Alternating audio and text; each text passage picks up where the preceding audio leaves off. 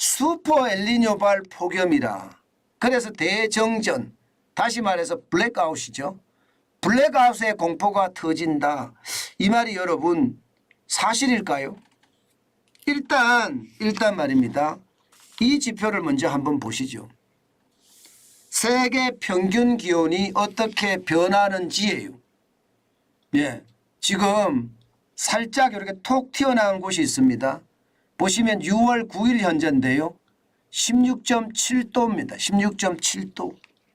이것은요, 예, 어떤 연도별 평균 기온에 비하면요, 적어도 1.5% 이상 올라간 수치입니다.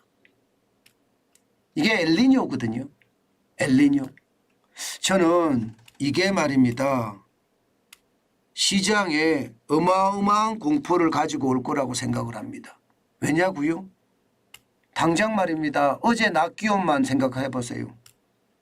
어제 강릉에는요 35.5도가 됐어요. 35.5도. 와, 진짜 대단하죠. 진짜 대단합니다. 게다가 말입니다. 뭐 대구를요 데프리카라고 하더라고요. 데프리카. 대구와 아프리카의 어떤 합성말인 것 같은데요.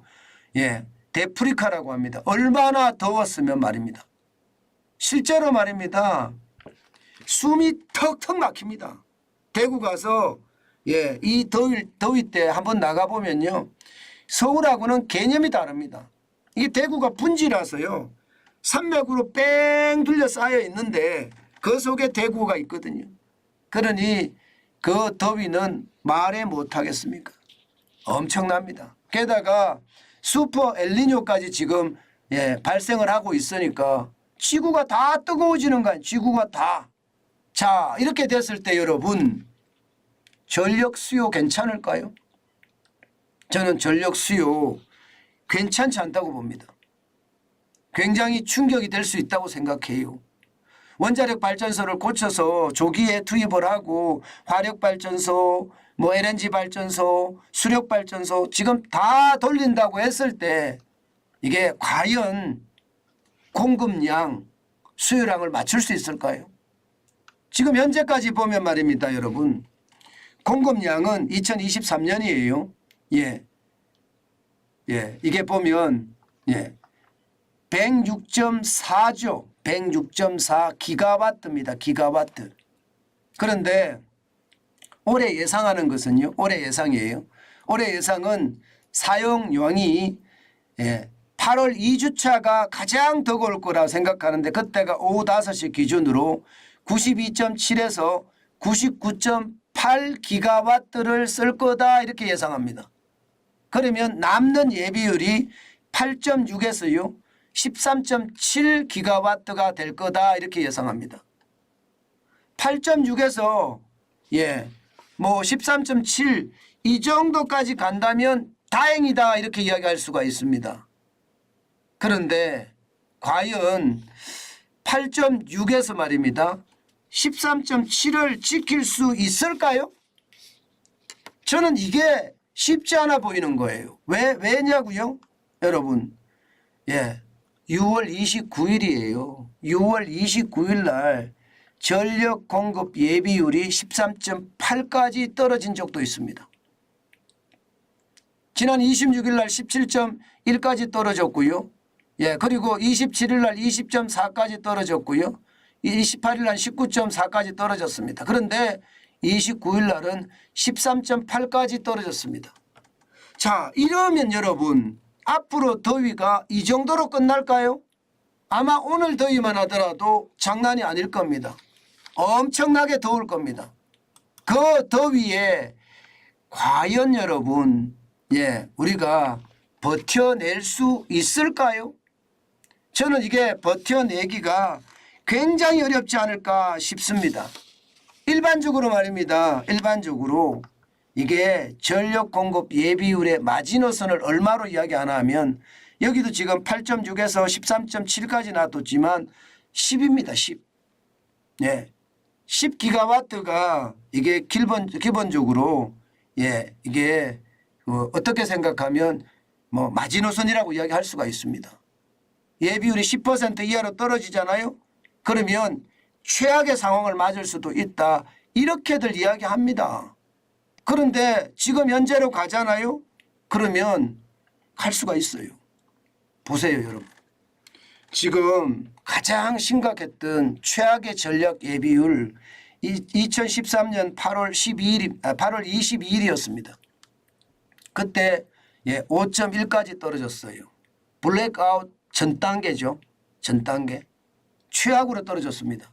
그리고 2016년 8월 12일에 8.5%까지 떨어진 적도 있고요. 근래에는 2019년 8월 13일입니다. 6.7까지 떨어졌습니다. 와, 이때 여러분 진짜 더웠거든요. 제가 저때 국밥집을 하고 있었는데 더위가 어느 정도였나 하면요. 에어컨을 다 틀어놔도 국밥집 안에 열기 때문인지 땀이 줄줄 흘렀습니다. 그때가 진짜 더웠거든요. 그때는요. 제가 국밥집을 할 때 대파를 주로 쓰는데요. 대파가 다 이 폭염에 다 죽어버렸어요. 그래서 가격이 진짜 많이 올라갔을 때입니다. 그 정도로 최악이었거든요. 그리고 2020년 보세요. 8월 26일에 9.9%고요. 2021년 7월 13일이 9.5%.